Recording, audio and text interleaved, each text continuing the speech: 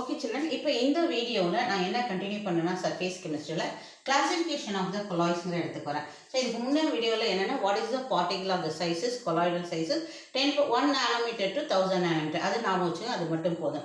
இப்போ அடுத்த கட்டம் என்ன வரணும்னா கிளாசிஃபிகேஷன் ஆஃப் த கொலாய். இப்போ இந்த கிளாசிஃபிகேஷன் ஆஃப் கொலாய்ஸ்னு போகிறதுக்கு முன்னாடி உனக்கு 2 டெர்மினாலஜி வேணும் கொலாய்டை பொறுத்த வரைக்கும்.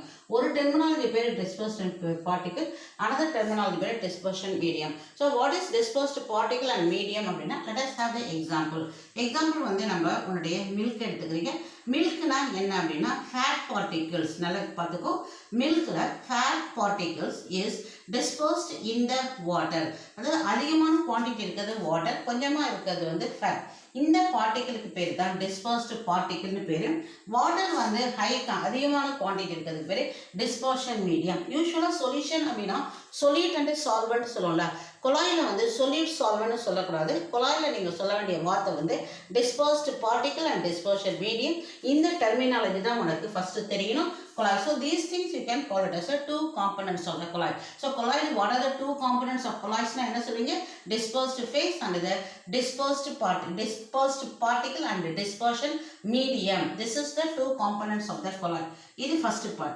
அதுக்கடுத்து நம்ம என்ன பாயிண்ட் பார்க்குறோம் அப்படின்னா what is the classification? Colloids is classified in the 3 categories. One is depends upon the nature of the particle and the medium. அது பொறுத்து வந்து first ஒரு classification இருக்கு. ரெண்டாவது classification based on call it as a lyophilic colloid and lyophobic colloid. It is depends upon the forces of attraction between the dispersed particle and medium. So that is called as a lyophilic and colloid. So this is depends upon the forces between the particle and the medium. Third one is called the types of particle. And the dispersed particle எப்படி இருக்குது அதை பொறுத்து இந்த மூணாவது classification இருக்குது. So all the 3 we are going to see. இதில் exam point of view எது இம்பார்ட்டன்னா இது வந்து 1 மார்க்குக்கு இந்த எக்ஸாம்பிள் வர வாய்ப்புகள் இருக்குது. இது டைப்ஸ் ஆஃப் பார்ட்டிகலில் 3 இருக்குது.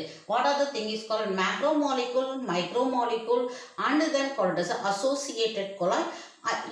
இந்த ஏரியா வந்து it is more important than the remaining things. So number 3 classification இப்போ ஒண்ணா பார்ப்போம். Now I am moving to the first classification. What is it? Depends upon the nature of the dispersed particle and dispersion medium.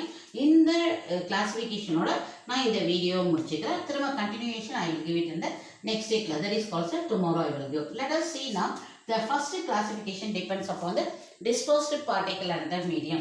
இது நம்ம எப்படி கொடுக்கணும் அப்படின்னு பார்த்துக்கோங்களேன். This is I am writing as a dispersed particle and this one I am called take it as a dispersed medium. இதில் முக்கியமாக இந்த இடத்துல சொல்கிறது வந்து name of the colloid அப்படிம்பாங்க. அப்படி இல்லைன்னா அதுக்கு இன்னொரு பேர் வந்து type of the colloid. இன்னொரு இதில் next column is called example. இதை ஃபஸ்ட்டு நம்ம எப்படி எடுத்துக்கிறோம் அப்படின்னா solid எடுக்கிறேன். இதில் வந்து solid liquid gas. நல்லா பார்த்துக்கோங்க, dispersed particle சாலிடாக இருக்குது, இது மீடியம் தான் மாறிட்டே இருக்குது. இப்போ இது இந்த மாதிரி இந்த சாலிட்னா அந்த கொலாய்ட் பேர் என்னன்னா அது பேர் சாலிட் இன் லிக்விட். இதுக்கு வந்து என்ன பேர் அப்படின்னா this is called as a solid in gas. இதுக்கு என்ன பேருனா ஏரோசால். ஸோ இப்போ இதில் முக்கியமான வார்த்தை சால் அப்படின்னா one of the component should be சாலிடான அப்படியும் ஒரு அர்த்தம் இருக்குது. இன்னொன்று வந்து சால் அப்படின்னா ஜென்ரலாக கொலாய்டையும் நீங்கள் சால்னு சொல்லலாம். சால்னா 2 அர்த்தம். One of the component should be the சாலிடாக இருக்கணும். அனதர் ஒன் வந்து அது ஒரு மீனிங்கும் இருக்குது. இன்னொன்று சிம்பிளாக they are telling us a salt. The milk is the salt. It is a colloid. It is the emulsion. So எமல்ஷன்னு சொல்லலாம், கொலாய்னு சொல்லலாம், சால்னு சொல்லலாம். எமல்ஷன் வந்து பர்ஃபெக்ட் மேட்சிங். சால் வந்து ஒன் ஆஃப் த கொலாய்டோடைய காமன் நவுன் மாதிரி சொல்கிறது sol. Okay, now let us go with the typical name. இப்போ இவனா இதுதான் நேம், இதுதான் அங்கே கொஸ்டினாக கேட்கப்படும். ஸோ இந்த சாலிட் சால் what is the particle medium அப்படிங்கிறது நல்லா பார்த்து ஃபர்ஸ்ட் இருக்கிறது பார்ட்டிகல். இப்போ இதுக்கு வந்து என்ன வந்து எக்ஸாம்பிள் எடுத்துக்கிட்டோம்னா வேல்யூபிள் ப்ரீஷியஸ் ஸ்டோன்ஸ் நம்ம கலர் ராசி கற்கள் அப்படின்லாம் சொல்கிறாங்களா அது. அடுத்தது வந்து solid in liquid, solid dispersed in the liquid. This is called as next one. இதுக்கு பெஸ்ட் எக்ஸாம்பிள் எதுனா உன்னுடைய பெயிண்ட். ஓகே, நெக்ஸ்ட் வந்து what is called solid dispersed in the gas. இதுக்கு வந்து எது பெஸ்ட் எக்ஸாம்பிள்னா smoke as well as the dust. இப்போ இதை தாண்டி whatever example is given in the book, if follow it according to the NCERT. இது வந்து type சொல்லி பேர் சொல்லி அது example சொல்லியிருக்கேன். This is in the case of the solid condition. Now we are moving to the next type. This is going to be the same order and here we are going to say the changes the next type. Okay. இது ஒரு மார்க்குக்கு நம்ம எதிர்பார்க்கிறது solid liquid. இந்த இடத்துல we are going to take it as a liquid, liquid and liquid. So liquid dispersed in solid க்கு இதோட பேர் வந்து gel. Liquid in liquid க்கு இதோட பேர் வந்து emulsion. Okay, liquid in gas க்கு என்ன பேர் அப்படின்னா aerosol. அவ்வளவுதான். இப்போ திரும்ப ஒண்ணா போவோம். liquid in solid அப்படின்னா என்ன அர்த்தம்னா this is example, best example என்ன அப்படின்னா cheese. பாலாடை கட்டி இருக்கு இல்லையா, அதை நீங்க இப்படியே அழுத்தணும்னா உள்ள இருந்து தண்ணி வெளியே வரும். So this is called example for a cheese, butter, இதெல்லாம் example for this one. Okay, next வந்து liquid and liquid best example already it is given, it is the milk. அதை தவிர க்ரீம்லாம் இருக்கும், அதை பார்த்துக்கோங்க. Liquid in gas this is called aerosol. இதுக்கு best example என்னன்னா ஃபாக். அதுக்கு அடுத்தது மிஸ்ட், அதுக்கு அடுத்தது cloud. These are the examples for aerosol. Okay, usually fog வந்து எந்த type of colloidங்கிறது ரொம்ப முக்கியமா கேக்குற question, that is called as an aerosol. Now we are going to see next category. This is so these things are going to be change of course again and the examples. With that of course I will complete that video. Now gas and gas. Okay, now gas and solid அதுக்கு அவங்க சொல்ற வார்த்தை வந்து foam of course. Gas in what is called liquid, that is also the foam of course. 1 minute is our reference venum.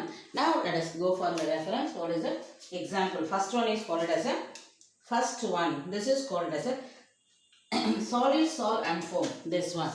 This is foam and here it is again it is given as a solid salt. So this is the type of the colloid is there. Okay, with that we are completing. So gas and solid, what is it called? The example is pumice stone. The pumice stone. What is pumice stone அப்படின்னா யூஸ்வலாக அந்த hair cut இதில் shave பண்ண பிறகு ஜென்ஸுக்கு after that ஒரு கல் மாதிரி இருக்கும், அதை எடுத்து சர்ஃபேஸ் இப்படி பண்ணால் அந்த சர்ஃபேஸ் வந்து ஸ்மூத்தனிங்காக யூஸ் பண்ணுறது. இப்போ பியூட்டி கிளினிக்கில் கூட பெடிக்யூர் மெடிக்யூர்லாம் கூட அந்த பாதத்தை ஸ்மூத்தன் பண்ணுறதுக்கு யூஸ் பண்ணுறது. That is called as a pumice stone. இப்போ கேஸ் அண்ட் லிக்விட் இதுக்கு ஃபோமு, நான் இது called as a soap solution எடுத்துக்கலாம். ஸோ இதோட முடிக்கலாம். கேஸ் அண்ட் காரணம் it is not at all a colloid. முக்கியமான point, it is not at all a colloid. Why அப்படிம்பாங்க. இது ரெண்டுமே என்ன ஆகுதுன்னா இது given resulted as a true solution. We cannot call it as a gas and gas. Example, nitrogen plus oxygen is called as a true solution. Gas and gas வந்து dispersed particle in medium, தனி boundary கிடையாது, அதனால இது colloidal கிடையாது.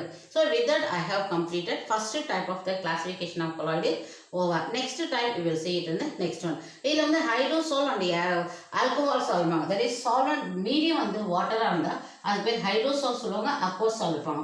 Suppose alcohol இருந்தால் அதுக்கு பேர் வந்து ஆல்கஹால் சால். இதோட இந்த பகுதி ஃபர்ஸ்ட் கிளாசிஃபிகேஷன் முடிச்சுட்டு next classification I will continue இந்த நெக்ஸ்ட் வீடியோ. Thank you children.